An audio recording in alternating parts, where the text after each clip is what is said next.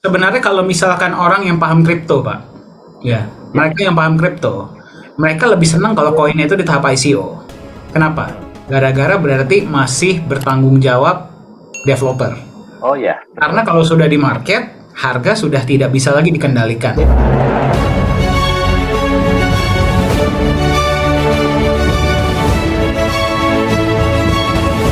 Kalau Nagaya konsepnya sebagus ini, kenapa 4 tahun masih ICO dan belum listing? Ya sebenarnya tadi kita sudah setengahnya udah jawab kali ya.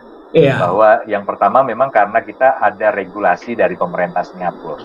Ya, kita diwajibkan, ingat ya, kita wajib untuk menjual ke publik itu 25% terlebih dahulu. Jadi porsi kepemilikan publik memang diatur dengan ketat. Minimal 25% baru boleh listing. Nah, mungkin pertanyaannya begini Pak Dhani. Kenapa kok Singapura begitu ketat? Ya, teman-teman perlu diingat, coba diingat, porsi kepemilikan perusahaan maksimal berapa? 20%. Ya. Ya, ketika nanti kita masuk exchanger, katakan aja ya, katakan kita boleh diizinkan nih sama pemerintah Singapura, baru 5% atau 10% maksimal.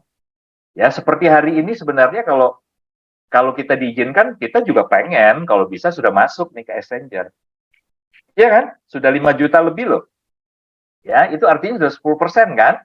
Nah, kalau diizinkan, ini artinya ingat ya, walaupun dibatasi developer kami itu porsinya 20%.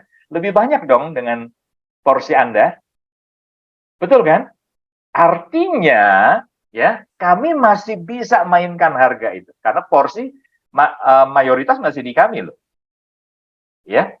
Jadi Bapak Ibu percayalah, kalau kami yang dari developer ini kami bicara, kami buka seperti ini, itu artinya benar-benar pemerintah Singapura itu berpihak kepada Anda. Ya, supaya kami dari sebagai developer ini nggak boleh macam-macam lah, artinya begitu. Ya, nah sekarang coba bayangkan kalau 25% itu market retail, ya kami cuma 20%. Apalagi kalau terrealisasi benar-benar kita cuma pegang 10% ya Pak ya, 5 juta itu kan 10% Pak. Ya berarti 25% berbanding 10%. Artinya porsi kami jauh lebih kecil untuk mengendalikan harga di tahap awal ketika masuk di exchanger. Ya, jadi dalam hal ini teman-teman percayalah, Nagaya tidak akan pernah bisa memainkan peranan ya untuk memainkan harga dengan porsi kepemilikan yang seperti itu.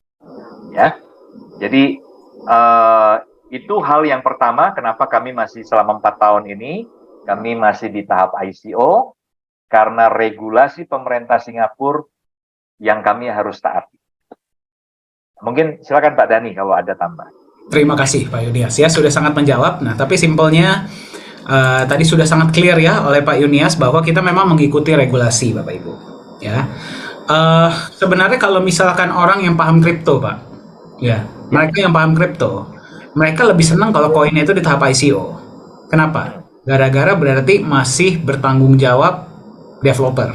Oh ya. Karena kalau sudah di market, harga sudah tidak bisa lagi dikendalikan. Itu yang pertama. Yang kedua, Anda harus memahami, selama sebuah koin itu masih di ICO, apalagi kalau Anda paham konsep Nagaya ya, berarti developer tuh masih keluar duit loh.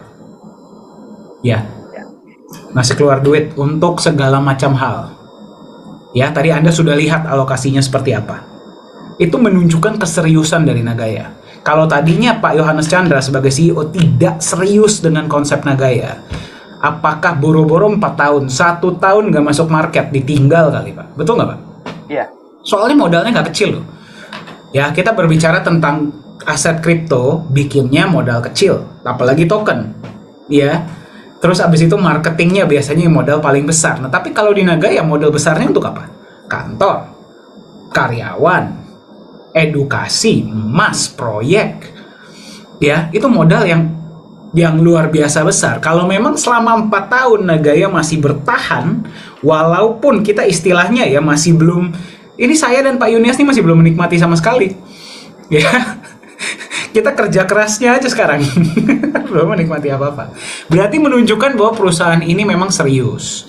Dan memang seperti ini loh. Anda harus pahami ya, dimanapun perusahaan apapun yang sedang dibangun, kita nggak usah ngomong perusahaan deh, kita ngomong rumah.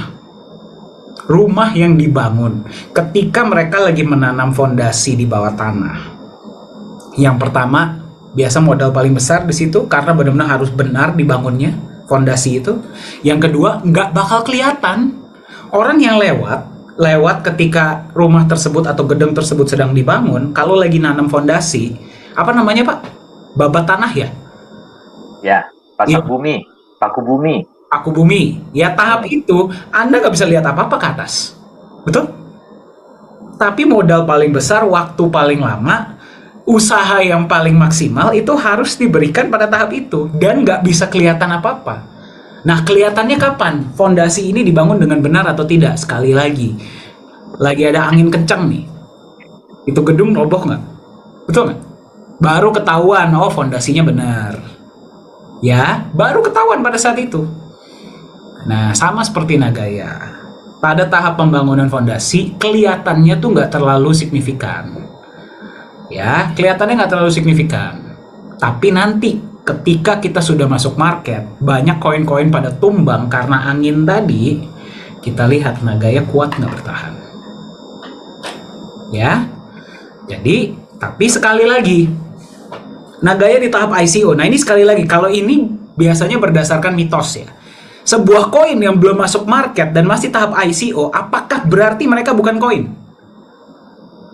Sama seperti halnya, saya selalu pakai analogi ini. Saya misalkan Pak, saya buka rumah, saya jualan sendal. Iya, saya jualan sendal nih. Sendal swallow misalkan, sendal jepit. Saya jualan berarti kan hanya ke orang-orang yang lewat rumah saya toh. Ya, saya belum jualan di pasar nih Pak, pasar swalayan atau pasar tradisional. Saya belum jualan, saya masih jualan di depan rumah. Apakah berarti sendal saya berubah jadi sepatu? Berubah nama gitu dia. Dari sendal tiba-tiba jadi sepatu boot gitu. Sendal ya sendal. Masuk akal ya? Namanya sendal ya sendal. Nggak bisa berubah jadi, mau saya jual di depan rumah, mau saya jual di pasar, mau saya jual di pinggir kali. Yang namanya sendal ya sendal. Ya, kalau saya jual di market, memang benar yang bisa lihat sendal saya lebih banyak. Trafficnya bisa lebih tinggi. Ya, tapi bukan berarti kalau saya nggak jual di pasar, sendal itu berubah jadi sepatu toh. Iya, masuk akal ya? Nah, itu yang pertama, Pak. Yang kedua, misalkan saya jualan sendal nih. Ya, terus saya belum terdaftar di Asosiasi Penjual Sendal Indonesia. Apakah berarti sendal saya berubah jadi sepatu? Ya, itu beberapa hal-hal mitos-mitos yang biasa terjadi di dunia kripto. Nah, tapi sekali lagi, Anda silakan lakukan riset Anda sendiri. Nagaya ICO 4 tahun bukan berarti Nagaya itu bukan kripto. Bukan berarti Nagaya itu nggak punya blockchain. Ceknya dari mana dia itu blockchain atau enggak? Bukannya dari asosiasi, bukannya dari market. Kalau Anda paham blockchain, ya Anda cek Nagaya punya blockchain atau enggak. Ceknya dari blockchainnya langsung dong. Betul nggak? Anda tahu dari mana sebuah kripto punya blockchain atau enggak? Qt Wallet, Block Explorer. Anda cek transaksinya peer-to-peer sinkron nggak dengan Block Explorer-nya? Ya, atau Anda coba download Qt Wallet. Sesuai nggak dengan wallet blockchain sebenarnya? Itu baru Anda cek. Seperti halnya Anda cek dia itu sendal sepatu, bukannya Anda cek dia itu ada di market atau enggak. Tapi Anda cek dia itu sendal bukan? Kalau saya pakai dia itu sendal bukan? Ya, paham ya? Jadi, sekali lagi, kenapa belum 4 tahun kita masih ICO? Yang pertama memang, tadi apa Pak bahasanya Pak?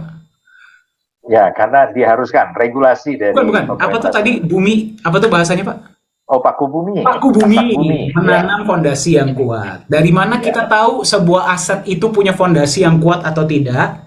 Nanti ketika kita sudah listing, ketika angin kencang, siapa yang roboh, siapa yang bertahan. Ya, dan sebuah koin masih dalam tahap ICO, bukan berarti dia bukan kripto.